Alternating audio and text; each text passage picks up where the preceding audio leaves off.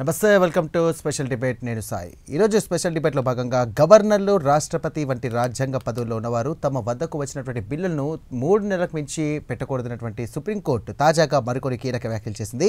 ఇక సుప్రీంకోర్టు చేసినటువంటి వ్యాఖ్యలకు కేంద్రం ఏం రిప్లై ఇస్తుందనే దానిపైన కూడా సర్వత్రా ఆసక్తి నెలకొంది. అయితే మొత్తం మీద సుప్రీంకోర్టుకు పార్లమెంటుకు మధ్య నడుస్తున్నటువంటి ఈ తగువులాటకు పరిష్కారం ఎలా లభిస్తుంది, ఎవరు అందుకు పూనుకోవాలి, రైట్, ఆ తీర్పుకు సంబంధించి ఆ తర్వాత ఇకపై రాష్ట్రాలు బిల్లులు వెనువెంటనే చట్టాలుగా మారిపోతాయా? అదే జరిగితే అసెంబ్లీలో అడ్డగోలు బిల్లులు కూడా చట్టరూపం దాల్చే ప్రమాదం లేదా? మరి ఇలాంటి కీలకమైనటువంటి సవాళ్లకు పరిష్కారం నేషనల్ జ్యుడిషియల్ కమిషన్ ఏర్పాటు తప్ప మరో మార్గం లేదా? ఇక న్యాయ నిపుణులు ఏమంటున్నారు, దీనిపైన ప్రత్యేకంగా మనం ఇప్పుడు చర్చిద్దాం. మన డిబేట్లో పాల్గొనడానికి కూడా ప్రముఖ న్యాయవాదులు అయినటువంటి కోటపల్లి అయ్యప్ప గారు మనతో మాట్లాడడానికి సిద్ధంగా ఉన్నారు. నమస్కారం సార్ అయ్యప్ప గారు. రైట్, మొదటగా సార్ మీకు అడగాల్సినటువంటి విషయం ఏంటంటే పెండింగ్ బిల్లులపైన ఎలాంటి నిర్ణయాలు తీసుకుంటే బాగుంటుందంటారు?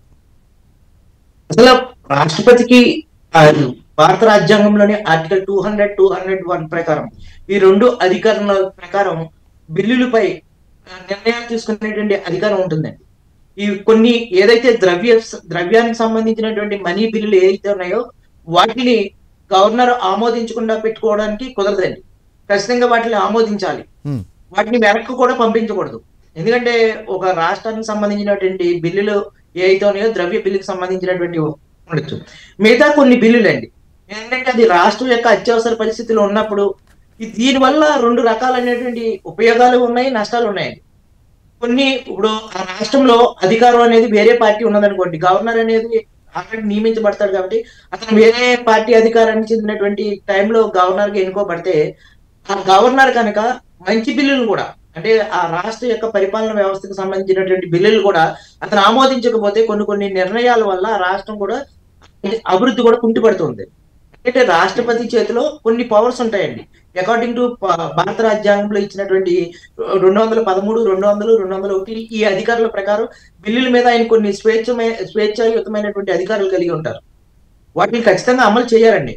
నేను రీసెంట్ గా సుప్రీంకోర్టు కూడా అదే పేర్కొంది. ఇప్పుడు బిల్లులు అనేవి ఒక రాష్ట్రం యొక్క అత్యవసర పరిస్థితికి ఆ చట్టసభల్లో ఆమోదం తెలిపిన బిల్లుల్ని ఎక్కువ కాలం తమ వద్ద ఉంచుకుని పాకెట్ వీటో అంటారండి. అంటే ఎటువంటి నిర్ణయం తేల్చుకుంటే వాళ్ళ దగ్గరే పెట్టుకుని ఆ బిల్లుల మీద ఎటువంటి చెప్పరు. అంటే ఒక బిల్లు ఏదైనా ఒక ద్రవ్య బిల్లు ఉన్నదనుకోండి, ముందస్తుగానే గవర్నర్ యొక్క ఆమోదం తీసుకున్న తర్వాత మాత్రమే ఆ బిల్లు ప్రవేశపెడతారు. కాబట్టి ఆ బిల్లు గవర్నర్ గారి దగ్గరికి వెళ్ళిన తర్వాత ఆ బిల్లు మీద ఎటువంటి మళ్ళీ వెనక పంపడానికి కానీ లేకపోతే ఆ బిల్లు ఆమోదించుకుని ఉంచడానికి అవకాశం లేదండి. అలాగే గవర్నర్ గారు కూడా ఏ బిల్లు పెట్టినా ముందస్తుగానే గవర్నర్ దగ్గరికి వెళ్ళి గవర్నర్ ఒకవేళ దాంట్లో ఏదైనా బిల్లులో మార్పులు చేర్పులు చేయవలసి ఉంటే వాటిని రాష్ట్రపతికి పంపించవచ్చు. అదే విధంగా వెనక తిప్పి ఏ ప్రతిపాదనల వల్ల ఆ బిల్లు అమలు చేయలేకపోతున్నారు కూడా పంపించవచ్చు. అవి కూడా చేయాలండి. Okay, right. అయితే రెస్పాండ్ కాకుండా మామూలుగా అంటే దాన్ని రెస్పాన్స్ ఇవ్వకుండా ప్రభుత్వం ఇచ్చినటువంటి బిల్లులు ఏదైతే ఉందో సిఫార్సు చేస్తారు. ఇప్పుడు గవర్నర్ కానీ రాష్ట్రపతి కానీ సంబంధించినటువంటి బిల్లులు సిఫార్సు చేస్తారు. చాలా మటుకు బిల్స్ అయితే దానికి సంబంధించి గవర్నర్ అయితే రెస్పాండ్ కాడు. అంటే ఈ రెస్పాండ్ కాకపోవడం అనేది కూడా ఆన్సర్ అనుకోవచ్చా? రెస్పాండ్ కాకపోవడం అనేది వల్ల ఏమవుతుందంటే ఆ బిల్లు నిజంగా ఆమోదిస్తారా, ఆమోదించరా? ఇప్పుడు రేపొద్దున్న రాష్ట్ర ప్రభుత్వానికి సంబంధించినటువంటి చట్టసభల్లో ఏదైనా ఒక కీలకమైనటువంటి ప్రతిపాదనలు తీసుకున్నప్పుడు ఆ రాష్ట్రం యొక్క ఆమోదాన్ని ఖచ్చితంగా గవర్నర్ ఆమోదించాలండి.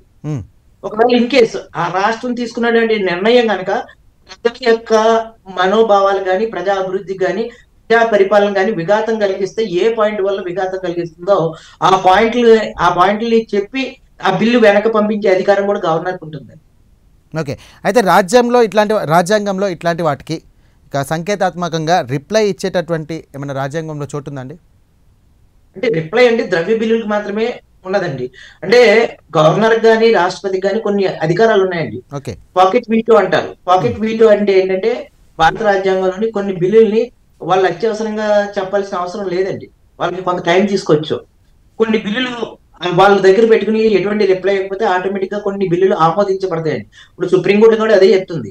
మీరు ఎక్కువ కాలం ఆ బిల్లుల్ని గవర్నర్ లేకపోతే రాష్ట్రపతి దగ్గర పెండింగ్ లో పెట్టి ఇప్పుడు కొన్ని బిల్లులు ఎలా ఉంటాయంటే ఇక్కడ 2 రకాలు ఉంటాయండి. కేంద్ర రాష్ట్ర ప్రభుత్వాలు ఎన్నికల స్టాండ్ కూడా చేస్తూ ఉంటాయి. కొన్ని ఎన్నికల స్టాండ్ అంటే ఏంటి? ఇప్పుడు రాష్ట్రంలో ఉన్నటువంటి మహిళా జనాభాకి తగ్గట్టుగా వాళ్ళకి ప్రాతినిధ్యానికి తగ్గట్టుగా రిజర్వేషన్లు మార్పులు కానీ అలాగే వాళ్ళు ఎన్నికల్లో పోటీ చేసేటువంటి రిజర్వేషన్లు 50% కానీ పెంచుతామని చెప్పి ఇటువంటి బిల్లులు ప్రవేశపెడుతూ ఉంటారు. అటువంటి బిల్లులు అంటే వీళ్ళు ఏం చెప్తారు, మేము ఆల్రెడీ ఆ బిల్లు చేశాము, ఆ బిల్లు గవర్నర్ దగ్గరికి రాష్ట్రపతి దగ్గరికి ఆమోదానికి వెళ్ళింది అని చెప్తారు. తీరా అక్కడ గవర్నర్ రాష్ట్రపతి ఆమోదించాలంటే అది ఆ ప్రధానమంత్రి కానీ ఈ రాష్ట్రంలో ఉండేటువంటి ముఖ్యమంత్రి యొక్క నిర్ణయాల మేరకే వాళ్ళు ఆమోదం తెలపాలా, ఆమోదం తెలపకూడదా, ఎంత పార్లమెంటు లేకపోతే అసెంబ్లీ ఆమోదించిన బిల్లులు కూడా వీగిపోయినటువంటి సందర్భాలు చాలా ఉన్నాయండి. గతంలో కూడా రాష్ట్రపతిగా చేసినటువంటి అనేక మంది రాష్ట్ర కేంద్ర ప్రభుత్వాలు ఇచ్చినటువంటి బిల్లులు కూడా వెనక్కి పంపించిన సందర్భాలు కూడా ఉన్నాయి. అవి కొన్ని రెండు రకాలుగా ఉంటాయండి. కొన్ని అందులో ఏదైనా ఇబ్బందికరమైన పరిస్థితులు ఉంటే ఆ బిల్లుని ఆమోదిస్తే ఏదైనా నష్టం వాటిల్తుందంటే ఆ బిల్లుని ఆమోదించకుండా పక్కన పెట్టచ్చు. అలా కాకుండా కొంతమంది కొన్ని ప్రతిపాదనలు చేసి వెనక్కి పంపించవచ్చు. లేదు కొన్ని సందర్భాల్లో ఇచ్చిన బిల్లులు ప్రధానమంత్రి ఆపమన్నా లేకపోతే గవర్నర్ స్థాయిలో అయితే ముఖ్యమంత్రి ఆపమన్నా ఆపేటువంటి అధికారం కూడా వాళ్ళకు ఉంటుందండి. ఓకే సార్, గవర్నర్ నిర్ణయంపై కూడా సుప్రీంకోర్టు దీనికి సంబంధించి సమయం విధించలేమని అంటున్నాయి. అయినప్పటికీ కూడా 3 నెలల సమయం విధించడం దీన్ని ఏ విధంగా చూడొచ్చు? అంటే ఇంతకుముందు చూసుకున్నట్టయితే సుప్రీంకోర్టుకు సంబంధించి ఎలాంటి ఆంక్షలు లేవు అని చెప్పినటువంటి సుప్రీంకోర్టు ఇప్పుడు 3 నెలల వ్యవధికి ఒక సమయం పెట్టడం ఏ విధంగా చూడొచ్చు అంటారు? అంటే గవర్నర్ కి మెయిన్ గా అబ్సల్యూట్ వీటో అనేది ఉంటుందండి. సాధారణ ఆమోదం నిరాకరణ కూడా చేయొచ్చు.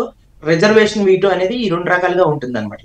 ఈ వీటో అధికారం కలిగి ఉంటారు. ఇప్పుడు ఏదైతే సుప్రీంకోర్టు చెప్తుందో గవర్నర్ కనుక ఆమోదించకపోతే విత్ ఇన్ 90 రోజుల లోపల ఆ బిల్లు ఆమోదించినట్లుగా తీసుకోవాల్సి వస్తుంది. గవర్నర్ కనుక తన డ్యూటీ సరిగ్గా సక్రమంగా చేయకపోతే ఈ బిల్లులు ఆమోదించే విషయాల్లో కానీ వెంటనే కోర్టులు కూడా జోక్యం చేసుకోవాల్సినటువంటి అవసరం కూడా ఉంటుంది అని చెప్పి స్పష్టంగా గవాయి గారు పేర్కొనడం కూడా జరిగిందండి సుప్రీంకోర్టు ప్రధాన న్యాయమూర్తి. రైట్, ఇప్పుడు చూసుకున్నట్లయితే తెలంగాణ రాష్ట్రానికి సంబంధించినటువంటి కొన్ని కీలక బిల్లులకు సంబంధించి కూడా గవర్నర్ ఆమోదం కొన్ని పొందలేకపోతున్నాయి. అలాగే తమిళనాడు రాష్ట్రానికి సంబంధించినటువంటి గవర్నమెంట్ చూసుకున్నట్లయితే గవర్నర్ ఆమోదం లేకుండానే వాళ్ళు చట్టసభల్లో పెట్టేసి ఆ బిల్లులను కూడా వారు న్యాయపరంగా కూడా సాధించుకున్నారు. దీన్ని ఏ విధంగా చూడొచ్చు? అంటే గవర్నర్ అవసరం లేకుండా కూడా చట్టసభల్లో ఏదైతే శాసనసభ కానీ శాసన మండలికి సంబంధించినటువంటి మార్గాల్లో కూడా ఈ యొక్క బిల్లులు సాధించుకోవచ్చా? చేసుకోవచ్చు అండి. ఎలా అంటే ఏదైనా బిల్లు ఇబ్బందికర వచ్చినప్పుడు దాని ఆమోదం కోసం గవర్నర్ కొన్ని సందర్భాల్లో రాష్ట్రపతికి కూడా పంపించేటువంటి అవకాశం కూడా ఉంటుంది. అంటే రాష్ట్రంలో ఉండేటువంటి ఎమర్జెన్సీ కానీ కొన్ని నిర్ణయాలు తీసుకున్నప్పుడు రాష్ట్రపతికి కూడా పంపించవలసినటువంటి అత్యవసర పరిస్థితులు ఉన్నప్పుడు కానీ రాష్ట్రపతి కూడా పంపించవచ్చు అండి. గవర్నర్ రాష్ట్రపతి పరిపాలన పెట్టినప్పుడు అక్కడ రాష్ట్రంలో ఉండేటువంటి శాంతి భద్రత విషయంలో కానీ ఇవన్నీ. అలా కాకుండా ఇక్కడ గవర్నర్ తనకు తానుగా ఏదైనా బిల్లుని ఆమోదించకుండా ఎటు నిర్ణయం చెప్పకుండా తన వద్దనే ఉంచుకుని ఆ బిల్లుల వల్ల ఆ రాష్ట్రంలో జరిగేటువంటి ఇబ్బందులు ఏదైనా ఉంటే ఖచ్చితంగా వాళ్ళు ఆ బిల్లుల్ని గవర్నర్ ఆమోదించకపోయినా చట్ట రీత్యా కూడా ఆ బిల్లుని ఆమోదింపు చేసుకుని అది అసెంబ్లీ చట్టసభల ద్వారా ఆ బిల్లుల్ని అమలులోకి తీసుకొచ్చినటువంటి సందర్భాలు తమిళనాడులోనే కాదు కర్ణాటకలో కూడా ఉన్నాయండి. రైట్, డీమసెంట్ అంటే ఏంటి సార్? అసలు నిజంగా చెప్పాలంటే దీన్ని కోర్టు ఎప్పుడు పట్టుబడే అవకాశం ఉంది? అంటే డీమసెంట్ అంటే ఏంటి, అసలు ఎప్పుడు పెడతారు దీన్ని? అసలు యాక్చువల్ గా డీమసెంట్ అంటే ఏంటంటే ఎటువంటి నిర్ణయం చెప్పకుండా తమ వద్ద బిల్లులు పెట్టుకున్నారనుకోండి వాటిని డీమసెంట్ అంటారండి. ఏంటి తమ వద్ద ఎటువంటి నిర్ణయం చెప్పకుండా ఇటువంటి వాటికి మీరు తావు లేదు, ఇటువంటి చేయొద్దు అని చెప్పి కోర్టు కూడా చెప్పడం జరిగిందండి. వారి వద్దే బిల్లులు పెట్టుకునండి ఎటువంటి నిర్ణయం చెప్పకుండా ఉండేదాన్ని డీమసెంట్ అంటారు. సరే, ఆమోదం నిరాకరిస్తే కనుక బిల్లుని వెనక్కి పంపాల్సింది. అయితే పంపడం వెనుక విచక్షణ అధికారం గవర్నర్కి ఉంటుందా? అంటే ఇప్పుడు గవర్నర్కి ఉంటుందా అంటే గవర్నర్కి ఉంటుందండి. ఏంటి ద్రవ్య బిల్లులు మాత్రమే ముందస్తుగా ఆయనకి నోటీస్ ఇచ్చి ఆ ద్రవ్య బిల్లులు ప్రవేశపెడతారు కాబట్టి అది ఖచ్చితంగా అది అమలు చేయవలసిందండి నిర్ణీత సమయంలో. కానీ ఈ డీమసెంట్ ఏంటంటే అది 90 రోజుల్లోగా అంటే నిర్ణీత సమయంలోగా ఆ బిల్లుల్ని ఆమోదించకపోతే ఆమోదించినట్లుగానే ప్రకటించడమే డీమసెంట్. Okay, right. అంటే మామూలుగా అంటే నిరాకరిస్తే కనుక దానిపైన కూడా సుప్రీంకోర్టు సంబంధించి కూడా బిల్లును వెనక్కి పంపాలి, లేకుంటే దానికి సంబంధించి కూడా నిర్ణయం తీసుకోవాలంటున్నారు కదా. ఆ విచక్షణ రహితం అనేది గవర్నర్కి ఉంటుందా అని? ఉంటుంది. అంటే కొన్ని బిల్లులు అండి, ఓకే, అన్ని బిల్లులు అన్ని బిల్లులు కావండి. ఓకే. అన్ని బిల్లులు అటువంటి నిర్ణయాలు రాష్ట్రపతులు గవర్నర్లు తీసుకోరండి. ఓకే. కొన్ని బిల్లులు గతంలో కూడా మనం రాష్ట్రపతిగా చేసినటువంటి అనేక మంది బిల్లుల్ని కూడా కొన్ని సూచనలు చెప్పడం జరిగింది. మరికొన్ని బిల్లుల్ని అది ప్రజాయుతంగా లేదు, ఆ బిల్లుల వల్ల నష్టం జరుగుతుందని చెప్పి ఆందోళన కూడా ఉంది. రైట్ సార్, అయ్యప్ప గారు, రాజ్యాంగం పైన బిల్లుల పైన కూడా ఎవరు ప్రశ్నించడానికి వీల్లేదనే టైప్లో మాట్లాడినప్పటికీ అయితే వీటిని చిక్కుమిడి ఎలా విప్పుతారంటారు? అదేండి, భారత రాజ్యాంగంలోని పీఠిక అంటారు. భారత రాజ్యాంగ పీఠిక మౌఖిక స్వరూపానికి ఏదైనా విఘాతం కలిగినప్పుడు కోర్టులు అనేవి జోక్యం చేసుకుంటూ ఉంటాయి. ఓకే.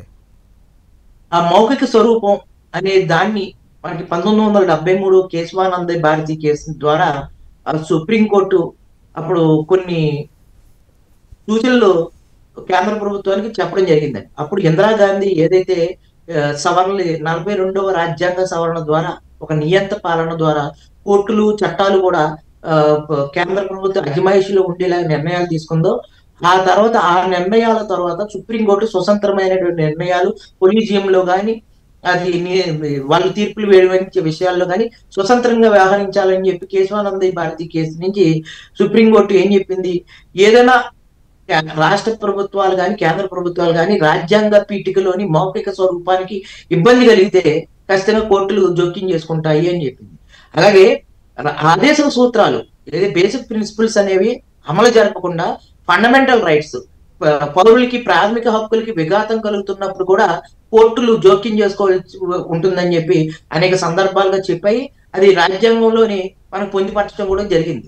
ఎందుకంటే ఒక రాష్ట్ర ప్రభుత్వం కానీ కేంద్ర ప్రభుత్వం కానీ వాటి యొక్క విధులు కరెక్ట్గా నిర్వర్తించకుండా ప్రజాయుతమైనటువంటి పాలన చేయలేనప్పుడు వాటిపైన ఆదేశ సూత్రాలు సక్రమైన మార్గాల ద్వారా అమలుపరచకుండా పౌరుల హక్కులకి భంగం కలిగిస్తున్నప్పుడు వాటిని ఖచ్చితంగా కోర్టులు ప్రశ్నించే అధికారం కోర్టులకు ఉంటుందండి.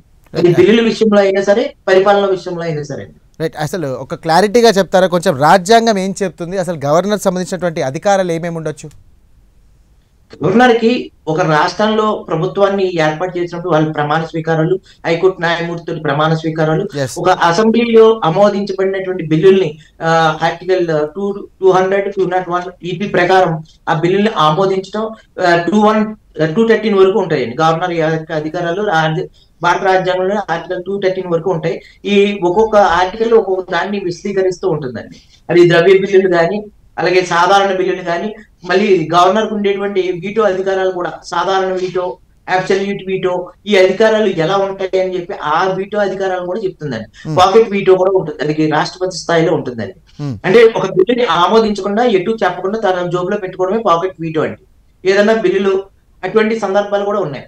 ఇప్పుడు అదే చెప్తుందండి, సుప్రీంకోర్టు ఇటువంటి అధికారాలు మీకు ఉన్నప్పటికీ కూడా వాటి వల్ల ప్రజలకి ఇబ్బంది కలుగుతుంది, ఆ బిల్లులు ఆమోదించకపోతే ప్రజల యొక్క వ్యవస్థలు కూడా పాడైపోతాయి. కాబట్టి ఆ బిల్లుల్ని ఆమోదించవలసి తప్పనిసరి పరిస్థితుల్లో మీరు ఆమోదించకపోతే ఆ రాష్ట్ర ప్రభుత్వాలు కోర్టుల ద్వారా ఆమోదించుకునేటువంటి అధికారం ఉన్నది, అది రాజ్యాంగ మౌఖిక స్వరూపంలో ఒక భాగమే అని చెప్పి సుప్రీంకోర్టు గవాయి గారు కూడా అదే చెప్పారండి. రైట్. అయితే ఇప్పుడు ఇక పెండింగ్ బిల్లులపై కూడా నిర్ణయం ఎలా ఉండాలని అంటారు? అంటే పెండింగ్ బిల్లులు అంటే అన్ని బిల్లులు కాదండి. ఏదన్నా గవర్నర్ కి ఒక అధికారం కూడా ఉంది. మీరు ఏ అధికారం అన్నారు, ఒక బిల్లులో ఉండేటువంటి అంశాలు ఏమైనా ఉన్నాయనుకోండి, వాటి మీద ఆ బిల్లులో ఏదన్నా తప్పులు ఉంటే వాటిని సరిచేసే అధికారం, వాటి రాష్ట్ర ప్రభుత్వం చట్టసభల ద్వారా నిర్ణయాలు తీసుకుని ఆమోదించబడిన బిల్లుల్లో ఏదైనా విషయాల్ని మార్పులు చేర్పులు చేసి మళ్ళీ తిరిగి పంపించమనే అధికారం కూడా ఉందండి గవర్నర్ కి. ఒకవేళ ఆ బిల్లులు ఎక్కువ కాలంలో, అది మీరు అన్నారు కదా, ఎక్కువ కాలం కనుక గవర్నర్ చేతిలోనే ఉండిపోతే ఆ బిల్లులు ఎటు ఆమోదించబడకపోతే అది ఆటోమేటిక్ గా అమలు అయినట్టే అని చెప్పి భావించవచ్చు అని చెప్పి సుప్రీంకోర్టు చెప్తుందండి. Okay. Right. National judiciary commission కోసం కూడా కేంద్రం ప్రయత్నం చేస్తూ ఉంది. అయితే సుప్రీంకోర్టు దీన్ని అడ్డుకుంటుంది. దీన్ని ఏ విధంగా చూడొచ్చు అంటారు? అంటే ఈ చిక్కు ముడికి నేషనల్ జ్యుడిషియరీ కమిషన్ సాధ్యమవుతుందంటారా? ఖచ్చితంగా అండి. ఎందుకంటే అంటే ఇటు కేంద్రము అడ్డుకుంటోంది, కానీ సుప్రీంకోర్టుకి సంబంధించి కేంద్రం ఆమోదం చేద్దామన్నా కూడా సుప్రీంకోర్టు అడ్డుకుంటుంది. దీనివల్ల ప్రాబ్లం క్రియేట్ ఏమైనా అయ్యే అవకాశాలు ఏమైనా ఉంటాయంటారా? సుప్రీంకోర్టు అడ్డుకోవడం అంటే ఏంటంటే అండి, ఇప్పుడు ఒక రాష్ట్రం యొక్క అనేక విషయాల్లో సుప్రీంకోర్టులు కూడా కొన్ని విషయాల్లో తలజొచ్చకూడదండి. ఎలా ఉంటాయంటే కొన్ని సుమోటోగా తీసుకోవాల్సిన విషయాలు ఉంటాయి, కొన్ని కేంద్రం తీసుకునేటువంటి నిర్ణయాలు నిర్ణయాల మీద కూడా సుప్రీంకోర్టులో కొంత ఎలా ఉంటదంటే, సుప్రీంకోర్టు కొలీజివ్ అనేది ఆ రాష్ట్రం కేంద్రం మధ్య ఒక వార్లో నడుస్తుందండి. ఉమ్, ఇది ఈ ఈ సంకేతం వల్ల ఏమవుతుందంటే ప్రపంచ దేశాలకు కూడా నెగిటివ్ సంకేతం వెళ్తుంది. ఒక రాష్ట్రంలో కానీ ఒక కేంద్రంలో కానీ ప్రభుత్వాలు అలాగే న్యాయస్థానాలు కలిసి పనిచేయాలండి. ఒక భిన్నాభిప్రాయం ఉండకూడదు, ఏకాభిప్రాయం మేరకు మాత్రమే పనిచేయాలి. ఏంటంటే కేంద్రం తీసుకునేటువంటి విషయాల్లో కోర్టులు అనేవి ఎంతవరకు ఇన్వాల్వ్ అవ్వాలో అంతవరకు ఇన్వాల్వ్ అవ్వాలండి. అలాగే కోర్టు తీసుకునేటువంటి తీర్పుల్లో ఆ, కేంద్రం అనేది ఎంతవరకు ఇన్వాల్వ్ అవ్వాలో అంతవరకు ఇన్వాల్వ్ అవ్వాలండి. అంటే ఒకే అభిప్రాయం మేరకు పని చేయాలి తప్ప కేంద్ర ప్రభుత్వాలు, రాష్ట్ర ప్రభుత్వాలు, న్యాయస్థానాలు ప్రజల యొక్క అభిప్రాయం మేరకే పనిచేయాలి తప్ప ఇది ఎలా ఉన్నదంటే అండి, ఎవరికి వారే ఒక నియంత్రణ ద్వారాలో పనిచేస్తున్నారు. అంటే సుప్రీంకోర్టుకు ఉన్నటువంటి విచక్షణాధికారాలని కేంద్ర ప్రభుత్వం ఏం చెప్తుంది, విచక్షణాధికారాల వల్ల రాష్ట్రంలో కానీ కేంద్రంలో కానీ పరిపాలనకు విఘాతం కలుగుతుంది. ఈ రకమైనటువంటి విధానం అనేది గతంలో లేదని చెప్పి కేంద్ర ప్రభుత్వం యొక్క పెద్దలు కూడా చెప్తూ ఉన్నారు. సుప్రీంకోర్టు ఏం చెప్తుంది, కేంద్ర ప్రభుత్వమే కోర్టుల్ని సుప్రీంకోర్టుని తన ఆధీనంలోకి తీసుకురావాలని, తన చెప్పు చేతుల్లో పెట్టుకోవాలని చెప్పి చేస్తుందని చెప్పి ఒకరికొకరు పరస్పర ఆరోపణలని చేసుకోవడం అనేది జరుగుతుందండి కేంద్ర ప్రభుత్వం అలాగే సుప్రీంకోర్టు కూడా. ఇటువంటి అన్నివి కూడా పులి స్టాప్ పెట్టాలండి ఎక్కడొక్కడ. ఎందుకంటే సర్వోన్నత న్యాయస్థానం ఒక దేశానికి సర్వోన్నత న్యాయస్థానం, ఒక కేంద్ర ప్రభుత్వం రెండింటి మధ్య అభిప్రాయ భేదాలు ఉండటం వల్ల ఏమవుతుందంటే ఇతర దేశాలకు కూడా ఒక నెగిటివ్ సంకేతం అనేది వెళ్తుందండి. Okay, right. అయ్యప్ప గారు, అనవసరమైనటువంటి జాప్యం చేస్తే న్యాయస్థానాలు జోక్యం చేసుకోవచ్చు అని చెప్పేసి కూడా ఒక లైన్ అనేది ఖచ్చితంగా వెళ్తూ ఉంది. సో దీన్ని బట్టి కూడా గవర్నర్లు అలాగే దీనికి సంబంధించి కూడా వాళ్ళ పనితీర్ల పైన ఏమైనా ఎఫెక్ట్ పడే అవకాశం ఉందా? అంటే సుప్రీంకోర్టు ఒకవేళ ఎంటర్ అయితే కనుక. సుప్రీంకోర్టు ఎంటర్ అయితే సుప్రీంకోర్టు దేనికోసం పనిచేస్తుందండి, పౌరులకు ఇచ్చినటువంటి ఫండమెంటల్ రైట్స్, ప్రాథమిక హక్కులకి రాష్ట్ర ప్రభుత్వాలు విఘాతం కలిగిస్తే అది రాజ్యాంగం యొక్క మౌఖిక స్వరూపానికి, పీఠికలో ఉండేటువంటి మౌఖిక స్వరూపానికి విరుద్ధం కలిగినప్పుడల్లా అది జోక్యం చేసుకోవచ్చు అండి. అలాగని ప్రతి విషయంలో కూడా సుప్రీంకోర్టు కేంద్ర ప్రభుత్వాలు చేసేటువంటి చట్టాలు కానీ వాటి అమలు తీరు మీద ప్రతి విషయంలోనూ ప్రశ్నించేయటం అనేది కూడా చేయకూడదండి. చాలా వరకు కొన్ని విషయాల్లో కూడా సుప్రీంకోర్టు కేంద్రాన్ని కూడా నిలదీస్తుందండి. అది ఎప్పుడు ప్రజా ప్రయోజనాల వాద్యాలు ఉన్నప్పుడు కానీ ప్రజా ప్రయోజనాలు దృష్టిలో పెట్టుకుని కేంద్ర రాష్ట్ర ప్రభుత్వాలు తీసుకునేటువంటి కొన్ని అనుచితమైనటువంటి నిర్ణయాల వల్ల మన దేశ భద్రత కానీ మన దేశంలో ఉండేటువంటి ప్రజలు కానీ ఇబ్బంది కలిగినప్పుడు సుప్రీంకోర్టులు, హైకోర్టులు ఖచ్చితంగా ఉంటాయండి. మనకి ఈ మధ్య కాలంలో మీరు గమనించే ఉంటారు, మన ఆంధ్రప్రదేశ్ కి పోలీసు వ్యవస్థ అనేది వేస్ట్, మీరు తినేసి కూర్చోండి మీకు అని చెప్పి ఘాటు వ్యాఖ్యలు అనేవి హైకోర్టు ధర్మాసనం అనేది చేయటం జరిగిందండి. అది అన్ని చోట్ల కూడా పెద్ద సోషల్ మీడియాలో ఒక ట్రోలింగ్ కూడా జరిగింది. మళ్ళీ మొన్న రెవెన్యూ విషయానికి కూడా వస్తే వాళ్ళు కొన్ని విషయాల్ని సరిగా పనిచేయలేదని వాళ్ళు కూడా అదే రకంగా హైకోర్టు తీవ్రంగా వాళ్ళ యొక్క పనితీరుని ఖండించి ఏదైతే రెవెన్యూ శాఖ యొక్క పనితీరును కూడా తప్పు పెట్టడం జరిగింది. అంటే అండి, ఈ రోజున నేను ఒకటి చెప్తానండి, ఈ రోజున ఆంధ్రప్రదేశ్ లో ఈ పోలీసు వ్యవస్థ పూర్తిగా రాజకీయ నాయకుల కబంధ బందీ అయిపోయిందండి. పోలీసు వ్యవస్థ కంటే అంటే కూడా పొలిటికల్ వ్యవస్థ అంటే బెటర్ అండి. ఇండియన్ పోలీస్ సర్వీస్ కాక ఇండియన్ పొలిటికల్ సర్వీస్ అయిపోయిందండి ఆంధ్రప్రదేశ్ లో. ఐపీఎస్ఎల్ నుంచి కింద స్థాయి కానిస్టేబుల్ వరకు కూడా అది టీడీపీ ప్రభుత్వం అయినా, కూటమి ప్రభుత్వం అయినా, వైసీపీ అయినా, ఏ ప్రభుత్వాలు అయినా సరే చాలా దారుణంగా తయారైపోయినాయి. అంటే ఇప్పుడు కూటమి ప్రభుత్వంలో కూడా మనం చూసినట్లయితే లా అండ్ ఆర్డర్ చాలా మిస్యూజ్ అయిపోతుందండి. ఎక్కడ పడితే అక్కడ టీడీపీ నాయకులు వెళ్ళవు. ఇటువంటి విషయాల్లో కొన్ని కీలకమైనటువంటి ప్రతిపాదనలు కూడా ఆ రాష్ట్ర ప్రభుత్వాల మీద కానీ కేంద్ర ప్రభుత్వాల మీద కానీ తీసుకునేటటువంటి నిర్ణయం కోర్టులకు ఉంటుందండి. ఏమవుతుందంటే పదే పదే ప్రజల యొక్క మనోభావాలకు దెబ్బతీసడం కానీ ప్రజల యొక్క స్వేచ్ఛ భద్రతలకు అంతరాయం కలిగేలాగా పోలీసు వ్యవస్థ కానీ ఆ రాష్ట్ర ప్రభుత్వాలు కేంద్ర ప్రభుత్వాలు పనిచేయకపోతే తప్పనిసరిగా కోర్టులు అనేవి వినవాళ్ళు అవుతాయండి. అది రాజ్యాంగంలోనే మనకి ప్రత్యేకమైనటువంటి అధికారాలు సుప్రీంకోర్టు, హైకోర్టులకు ఇవ్వడం జరిగింది. రైట్. అయ్యప్ప గారు, ఈ తీర్పు తర్వాత ఇకపై రాష్ట్ర బిల్లు వెనువెంటనే పరిష్కారమయ్యే అవకాశం మనకు కనిపిస్తుందంటారా? అని ఏం చెప్పలేమండి. ఇప్పుడు కొన్ని ప్రతిపాదనలు ఉంటాయండి. అంటే అన్ని మీరు అదే ఒకటి ఎలా మనం చూడాలంటే హత్య చేయడం అనేది నేరం కాదు అని చెప్పి ఒక కోర్టు చెప్తుంది అంటారు. హత్య చేయడం అనేది ఎప్పుడు నేరం కాదు, ఒక వ్యక్తిని తాను చంపేసుకున్నప్పుడు అది తను రక్షించుకునే ఉద్దేశంలో ఇతర వ్యక్తిని చంపినప్పుడు నేరం కాదంటది. అలాగని అన్ని నేరాలకి ఒకటే నేరం కాదు కదా! ఇప్పుడు సుప్రీంకోర్టు, హైకోర్టు కొన్ని గైడ్‌లైన్స్ ఇచ్చిందండి. గవర్నరు గాని ఎటువంటి బిల్లులు ఆమోదించట్లేదు. ఏ కారణాల చేత ఆమోదించట్లేదు. ఈ బిల్లుల్ని ఆమోదించేటువంటి వెసులుబాటు ఉన్నప్పుడు ఖచ్చితంగా ఆమోదించాలి. అలా ఆమోదించకపోతే దాన్ని ఆటోమేటిక్‌గా ఆమోదించినట్టే పరిగణించాలని చెప్పి కొన్ని బిల్లుల విషయంలో చెప్పిందండి. అన్ని బిల్లుల విషయం కాదు. కొన్ని కొన్ని బిల్లులు వాళ్ళకి కూడా అధికారాలు ఉన్నాయి కదా!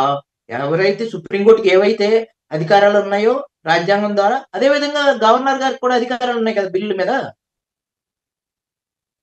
Okay, right. మొత్తం మీద సుప్రీంకోర్టు పార్లమెంట్కు మధ్య నడుస్తున్నటువంటి తగులాటకు పరిష్కారం ఎలా లభిస్తుందంటారు? ఖచ్చితంగా అండి. ఎందుకంటే అన్ని బిల్లుల మీద కాదు. ఆ సుప్రీంకోర్టు ఏమైతే పొందుపరిచిందో అన్ని బిల్లుల మీద కాదు. కొన్ని ప్రజా పరిపాలనకు సంబంధించినటువంటి బిల్లుల్ని ఈ దగ్గర పెట్టుకోవడం వల్ల దానివల్ల నష్టపోతుంది. ఆ రాష్ట్ర ప్రభుత్వాలు తీసుకున్నటువంటి నిర్ణయాలు ప్రజా సంక్షేమం దృష్ట్యా, ప్రజల దృష్ట్యా అమలు చేసే విషయాల వల్ల నష్టపోతుంది. త్వరితగతిన అటువంటి బిల్లులు మీరు ఆమోదించకపోతే కోర్టులే జోక్యం చేసుకోవాల్సి వస్తాయి అని చెప్పింది కానీ కోర్టులు జోక్యం చేసుకుంటాయి అని చెప్పలేదు ప్రతి బిల్లులో కూడా. మీరు కనుక అమలు చేయకపోతే కోర్టులు జోక్యం చేసుకోవాల్సిన అవసరం ఉంది అని పేర్కొందండి. మనం అది గమనించాలి. పూర్తి స్థాయిలో కోర్టులు ఇన్వాల్వ్ అయ్యి ప్రతి బిల్లును ఆమోదించకపోతే మేము ఆమోదిస్తామని ఎక్కడా కూడా సుప్రీంకోర్టు, హైకోర్టు ఈ మధ్య కాలంలో వాళ్ళు పేర్కొన్నటువంటి గవాయి గారు ఏదైతే చెప్పారో దాంట్లో లేదండి. మీరు అమలు చేయండి. అమలు చేసి అయ్యప్ప గారు, ఈ తీర్పు తర్వాత దీనికి సంబంధించి కూడా ఇకపై రాష్ట్రాలలో ఉన్నటువంటి బిల్లులు వెనువెంటనే చట్టాలుగా మారిపోతాయి అంటారా? అండ్ కూడా ఇదే జరిగితే కనుక అసెంబ్లీలో అడ్డగోలుగా బిల్లులు కూడా చట్టరూపం దాల్చే ప్రమాదం లేదంటారా? మనం అదే అండి, అసెంబ్లీలో అడ్డగోలుగా అంటే అదే చెప్తానండి. అడ్డగోలు బిల్లులు అంటే ఏంటండి? ప్రజల యొక్క పరిపాలనకు విఘాతం కలిగేవన్నీ కూడా అడ్డగోలు బిల్లులే. అంటే మాక్సిమం చాలా మటుకు కూడా కొన్ని బిల్స్ కూడా ప్రజా వ్యతిరేకానికి సంబంధించినటువంటి బిల్స్ కూడా ఉంటాయి కదా, దానిపైన కూడా స్ట్రైక్స్ కానీ దానికి సంబంధించిన ప్రజా వ్యతిరేకమైనటువంటి బిల్స్ కూడా ఉంటాయి కదా, దానివల్ల కూడా ప్రమాదం జరిగే అవకాశం ఉంటుంది కదా. అంటే ప్రజా వ్యతిరేకమైనటువంటి బిల్లుల మీద కూడా స్టే ఆర్డర్ విధించే అధికారం కోర్టులు కూడా ఉంది కదండి. ఓకే, ఒకవేళ గవర్నర్ కనుక అలాగా ప్రతి బిల్లుని ఆమోదిస్తే గవర్నర్ కూడా కొన్ని అధికారాలు ఉన్నాయి కదండి. ప్రతి బిల్లుని ఆమోదించకూడదు కదా. ఇప్పుడు ఆ చట్టాలు ఆ బిల్లుని పాస్ చేసినప్పుడే దాని మీద కూడా కోర్టుకు కూడా వెళ్ళేటువంటి అధికారం ఉంది కదండి. ప్రజలకు కూడా అధికారం ఉంది కదా. అలాగా అమలైపోతే ప్రజల యొక్క పరిపాలన ప్రభుత్వం ఒక నియంత్రలా మారిపోద్దండి. గవర్నర్ ని తీసుకోమని చెప్పింది కానీ ప్రతి బిల్లుల మీద కాదండి. ఇప్పుడు అమలు చేయవలసిన బిల్లులు మాత్రమే అమలు చేయమని చెప్పింది. అన్ని బిల్లుల మీద కోర్టు అదే రకమైన జడ్జిమెంట్ ఇవ్వలేదండి. మీకు కొన్ని అధికారాలు ఉన్నాయి. ఏదైనా ఒక బిల్లు ప్రజల యొక్క పరిపాలన విఘాతం కలిగితే మార్పులు చేర్పులు చేయాలి, దానిలో సూచనలు ఇవ్వాలి, అవసరమైతే దానిని తిరిగి పంపించి మళ్ళీ అసెంబ్లీ కానీ పార్లమెంట్ లో కానీ చర్చా విధానం ద్వారా, ధన్యవాద తీర్మానం ద్వారా, మళ్ళీ మెజారిటీ ఆఫ్ పీపుల్స్ ద్వారా మళ్ళీ ఆమోదించి మళ్ళీ పంపించమని చెప్పి కోరే అధికారం గవర్నర్కి ఉంటుంది. అలాగే రాష్ట్రపతికి కూడా ఉంటుంది. ప్రతి బిల్లు మీద వాళ్ళు ఒకే రకమైనటువంటి విధానం ఉండదండి. Okay, right. చివరిగా దీనికి సంబంధించి కూడా ఇటు గవర్నర్లకు అటు రాష్ట్రపతికి సంబంధించి కూడా సుప్రీంకోర్టు చేసినటువంటి వ్యాఖ్యలు ఏ విధంగా చూస్తారు? అది తప్ప సుప్రీంకోర్టు కొన్ని వ్యాఖ్యలు చేసిందండి. ఏమంటే మీరు అమలు చేయకపోతే కోర్టులు కూడా జోక్యం చేసుకోవాల్సి వస్తాయి. మీరు 3 నెలల కంటే ఎక్కువ మొత్తంలో మీరు దగ్గర పెట్టుకుంటే ఆ బిల్లులన్నింటినీ కూడా మేము ఆమోదించినట్టే పేర్కొనవలసి వస్తుంది అని చెప్పడం జరిగిందండి. అంతేగాని దీన్ని వేరేగా ఏం చెప్పలేదండి. ఇప్పుడు మీరు ఏమంటారు, డీమ్డ్ అసెంట్ అన్నారు. అది చెప్పిందండి. డీమ్డ్ అసెంట్ ఏంటంటే నిర్ణీత కాలం లోపల ఆ బిల్లు అమలు జరగకపోతే అది అమలు జరిగినట్టుగా పేర్కొనే అధికారాన్ని డీమ్డ్ అసెంట్ అంటారు. ఆ రకంగా పేర్కొనవలసి వస్తుంది కోర్టు అని అన్ని బిల్లులు కాదండి, కొన్ని బిల్లులు, అన్ని బిల్లుల్లో కాదండి. ఆ బిల్లులు ఏదైతే ఉన్నాయో ఆ బిల్లులకు సంబంధించినవి అండి, అన్ని బిల్లులు కాదు. గవర్నర్ ఆర్డినెన్స్ జారీ చేయాలండి. ఫర్ ఎగ్జాంపుల్ పొల్యూషన్ పెరిగిపోతున్నప్పుడు ఆర్డినెన్స్ జారీ చేయమని చెప్పి ప్రభుత్వం సూచించింది. గవర్నర్ చేయట్లేదు. గవర్నర్ చేయకపోతే ఏం చేస్తుంది? పొల్యూషన్ ఏ ఐట్ల మీద అయితే ఉందో వాటిని ఆర్డినెన్స్ ద్వారా వాటిని ప్రత్యేకమైన అధికారాల ద్వారా నిలిపిదేం చేయొచ్చు అండి. ఏదైనా ఒక ఫ్యాక్టరీలు కానీ ఇట్లు కానీ ఒక ఆర్డినెన్స్ జారీ చేయొచ్చు. అది గవర్నర్ ఆర్డినెన్స్ జారీ చేయాలి. ఆర్డినెన్స్ జారీ చేయకుండా ఉన్నప్పుడు ఏం చేస్తారు?